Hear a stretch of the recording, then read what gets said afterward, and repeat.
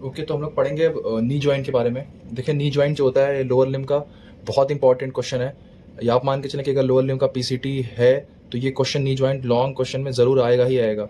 ये long answer question 100% होता है, ठीक। और ऐसा कोई भी पीसीटी या कोई भी एग्जाम जिसमें लोअर लिम्ब आ रहा है उसमें नी जॉइंट ज़रूर से ज़रूर आएगा, ठीक है। तो इतना इंपॉर्टेंट पार्ट होता है, इतना इंपॉर्टेंट टॉपिक है। तो हम लोग इसको टोटल 3 या 4 वीडियो में करेंगे। फिलहाल प्लान 3 का है, पर देखते हैं। अब देखो, स्टार्ट करते हैं नी जॉइंट के। तो नी जॉइंट जो होता है ये हम लोग की बॉडी का लार्जेस्ट और मोस्ट कॉम्प्लिकेटेड जॉइंट होता है, ठीक। लार्जेस्ट जॉइंट होता है और मोस्ट कॉम्प्लिकेटेड जॉइंट होता है, क्योंकि इसमें बहुत सारे लिगामेंट्स, बहुत सारे बर्सा, बहुत सारी मसल्स इन्वॉल्व हो जाती हैं, बहुत ही ज़्यादा इन्वॉल्व हो जाती हैं, ठीक। अभी आप देखेंगे इसमें शायद 10 या 11 तो सिर्फ लिगामेंट इन्वॉल्व हैं, उसके अलावा 7-8 बर्सा हैं, ठीक। और बहुत सारी मसल्स उसको सराउंड करके रखती हैं, इसीलिए one of the most complex joint of the body है, ठीक। और ये नेक्स्ट पॉइंट है, this is prone to degenerative changes with advance age leading to osteoarthritis. और ये जॉइंट सबसे ज्यादा प्रोन होता है डिजनरेटिव चेंजेस के लिए विद एडवांस एज, ठीक। जैसे कि ऑस्टियोआर्थराइटिस आप देखें, अपने घर में भी देखें, आसपास ज्यादातर लोग के ऑस्टियोआर्थराइटिस की प्रॉब्लम कहाँ होती है? नी जॉइंट में ही होती है, ठीक है। तो ये सिर्फ थ्योरी पर्पज से नहीं, हमारे डेली लाइफ में और क्लिनिकल पर्पज से भी बहुत इंपॉर्टेंट टॉपिक है। आपको नी जॉइंट के मतलब नी जॉइंट में कुछ ना कुछ दिक्कत के पेशेंट आपको हर दूसरे तीसरे घर में ज़रूर मिल जाएंगे, इसलिए बहुत इंपॉर्टेंट है ये। अच्छा, अब इसके बारे में पढ़ते हैं। So this is a synovial joint of hinge variety, ठीक है। साइनोवियल जॉइंट होता है और उसमें कौन सी वैरायटी होती है? Hinge variety.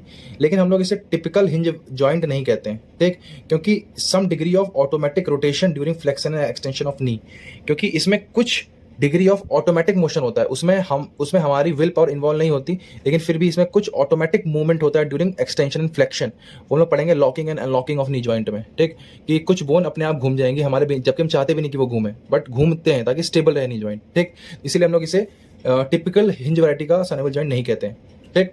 अच्छा, इसमें 3 आर्टिकुलेशन होते हैं, मतलब ये जॉइंट जो होता है 3 जॉइंट से मिलकर बना होता है। 3 जॉइंट कौन कौन से होते हैं? तो 2 तो कॉन्डाइलर जॉइंट होते हैं between condyles of femur and tibia. मान लो ये फीमर है और ये टिबिया है, ठीक है। तो ये मान लो लेटरल साइड है बॉडी की, ये मीडियल साइड है। तो यहाँ पे होता है फीमर का मीडियल कॉन्डाइल, लेटरल कॉन्डाइल, ऐसे टिबिया का मीडियल कॉन्डाइल और लेटरल कॉन्डाइल। तो इन दोनों कॉन्डाइल्स के बीच में एक तो जॉइंट बन रहा है, एक इस कॉन्डाइल के बीच में, एक इस कॉन्डाइल के बीच में, तो 2 जॉइंट तो यहाँ बन गए। सो 2 condylar joint between the condyles of femur and tibia, ठीक। और एक बोन होती है छोटी सी, पटेला नाम होता है उसका, पटेला, ठीक। तो पटेला जो होती है वो जॉइंट बनाती है फीमर के साथ, सिर्फ फीमर के साथ। जो पटेला होती है, ये देखें, ये सिर्फ फीमर बोन के साथ जॉइंट बनाती है, सिर्फ फीमर बोन के साथ। तो ये तीसरा जॉइंट। तो इस नी जॉइंट में एक्चुअली 3 जॉइंट इन्वॉल्व होते हैं, इसलिए हम लोग इसे क्या बोलते हैं? कॉम्प्लेक्स जॉइंट है। तो जो एक ही जॉइंट में 3 जॉइंट इन्वॉल्व है, 2 तो कॉन्डाइलर जॉइंट और एक सैडल जॉइंट। जो फीमर और पटेला के बीच का जॉइंट होता है वो कैसा होता है? सैडल जॉइंट, ठीक है। ये रहा। हम लोग पढ़ते हैं इसकी आर्टिकुलर सरफेस के बारे में, कि कौन कौन सी सर्फेसेज आर्टिकुलेट करती हैं नी जॉइंट में। तो देखो, सबसे पहला है articular surface of medial and lateral condyle of femur, ठीक। फिर लास्ट पढ़ो articular surface of medial and lateral condyle of tibia. देखें, कॉमन सेंस की बात है यार। मान लो ये फीमर है, ये टिबिया है, ये फीमर का लेटरल कॉन्डाइल है, तो ये टिबिया का लेटरल कॉन्डाइल है, ये इन दोनों के बीच में जॉइंट बनेगा। ये फीमर का मीडियल कॉन्डाइल है, ये टिबिया का मीडियल कॉन्डाइल है, तो इन दोनों के बीच में जॉइंट बनेगा, ठीक। तो बस इसी को थ्योरी में लिखा है, articular surface of medial and lateral condyle of femur and articular surface of medial and lateral condyle of tibia, ठीक। बहुत अच्छी बात है। नेक्स्ट है ट्रॉक्लियर सरफेस ऑफ फीमर। देखें, फीमर का ये जो आगे वाला सरफेस होता है एंटीरियर साइड में, ये जो मैंने पेंसिल कलर से बनाया है, ये होता है, इसे बोलते हैं ट्रॉक्लियर सरफेस। इससे आगे कौन जुड़ती है? पटेला जुड़ती है। ये देखो, ये डायग्राम मैंने इसलिए बनाया ताकि आपको दिखे कि जो पटेला है वो आगे आर्टिकुलर सरफेस ऑफ फीमर से जुड़ती है। ये लेटरल साइड से भी है और ये एंटीरियर साइड से भी है, ठीक है। तो trochlear surface of femur and articular surface of patella. तो ये जो ब्लू कलर से बनाया है, ये क्या हो गया? आर्टिकुलर सरफेस ऑफ पटेला। और ये क्या हो गया? Trochlear surface of femur. ये ट्रॉक्लियर सरफेस ऑफ फीमर, ठीक। और both condyles of femur and both condyles of tibia, ठीक। तो कुछ इसमें याद करने वाली चीज़ नहीं है, बहुत कॉमन सेंस की चीज़ है। अगर आप ये सब भूल भी जाएं और वहाँ पे इमेजिन करेंगे तो आपको बहुत सारी चीज़ें याद आ जाएंगी, कि दोनों कॉन्डाइल फीमर के, दोनों कॉन्डाइल टिबिया के, और एक पटेला है और एक ट्रॉक्लियर सरफेस है फीमर का जो कि पटेला से ज्वाइन कर रहा है, बस खत्म, ठीक। नेक्स्ट आते हैं हम लोग लिगामेंट ऑफ नी जॉइंट पे। देखिए, लिगामेंट ऑफ नी जॉइंट जो होता है ये अपने आप में एक शॉर्ट नोट क्वेश्चन होता है, ठीक। कई बार तो शॉर्ट नोट क्वेश्चन इसी पे आता है कि बस तुम लिगामेंट के नाम लिख दो, बस नाम लिख दो, enumerate the ligaments of knee joint, बस इतना क्वेश्चन आएगा एक 2 नंबर में। लेकिन अगर क्वेश्चन लॉन्ग में आता है 5 या 10 नंबर में, तो आपको लिगामेंट के नाम लिखने रहेंगे प्लस उसका डायग्राम वेल लेबल बनाना रहेगा, ठीक। सबसे पहले लिगामेंट के नाम देख लेते हैं। एक लिगामेंट जो हर जगह होता है वो क्या है? Capsular ligament. सेकंड है ligamentum पटेली।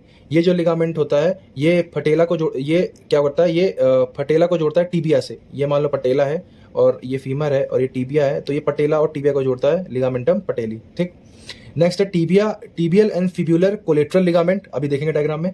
Anterior and posterior cruciate ligament, देखो जो टीबियल और फिब्युलर कोलेट्रल लिगामेंट है, देखो नाम क्या है, कोलेट्रल। ठीक है, इसका मतलब ये साइडवेज स्टेबिलिटी प्रोवाइड करेंगे नी जॉइंट को। जो anterior and posterior cruciate ligament होते हैं, ये एंटेरो पोस्टीरियर स्टेबिलिटी प्रोवाइड करेंगे नी जॉइंट को। ठीक, इसके अलावा मीडियल एंड लेटरल मेनिस्कस, ये भी लिगामेंट होते हैं। तो 1 ligament, 2 ligament, 3 ligament, 4 ligament, 5 ligament, 6 ligament, 7 ligament, 8 ligament.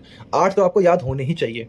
ठीक, इसके अलावा कुछ लिगामेंट होते हैं जो सेकेंडरी लिगामेंट होते हैं, जो ज्यादा रोल तो प्ले नहीं करते, लेकिन फिर भी ये नी जॉइंट के लिगामेंट होते हैं। आपको इनके नाम याद होने चाहिए। Oblique popliteal, arcuate popliteal, transverse ligament, coronary ligament, इनके नाम याद करने ही पड़ेंगे। देखें, ये तो आपको 5 नाम याद होने चाहिए और याद भी हो गया यार। कैप्सुलर लिगामेंट था, एक था ligament patellae, tibial and lateral collateral ligament, और फिर क्या था anterior and posterior cruciate ligament, और एक क्या था मीडियल एंड लेटरल लेमेनिस्कस। बस खत्म। 2 कोलेट्रल हैं, 2 क्रूशिएट हैं, 2 मेनिस्कस हैं, 1 लिगामेंट पटेली, 1 कैप्सुलर लिगामेंट। तो ये तो याद होना ही चाहिए। अब इनको डायग्राम्स में देखते हैं। देखें ये व्यू कहां से है, कोरोनल सेक्शन, मतलब साम ऐसे कटा है, ये सजाइटल मतलब ऐसे कटा है। ठीक, आइए देखें।